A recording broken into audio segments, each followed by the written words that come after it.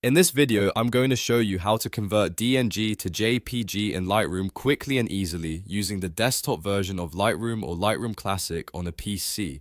This is a simple process, and once you know it, you can export your raw DNG files as JPGs in just a few clicks. If this tutorial helps you out, make sure to hit the like button and subscribe for more easy editing guides. Let's jump right in.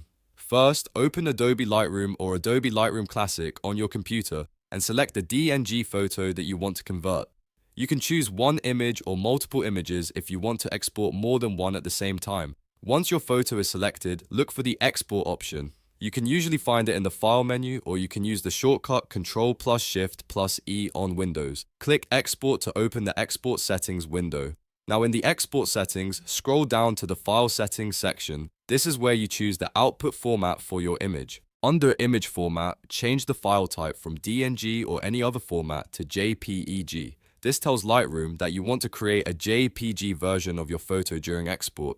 After that, look for the quality setting. For the best balance between image quality and file size, set the quality somewhere between 80 and 100. If you want a smaller file for sharing online, a lower setting can work, but if you want the best quality, keep it higher. Once everything looks good, double-check your export settings to make sure JPEG is selected and the quality is set the way you want. Then click Export. Lightroom will now process the DNG file and save it as a JPG on your computer. Depending on how many photos you selected and how large they are, this may take just a few seconds or a little longer. And that's it. Your DNG has now been converted to JPG in Lightroom. It's a fast, clean, and reliable way to export your photos for sharing, uploading, or archiving. If this video helped you, please give it a like and subscribe for more Lightroom tutorials, photo editing tips, and beginner-friendly how-to guides. Thanks for watching, and I'll see you in the next one.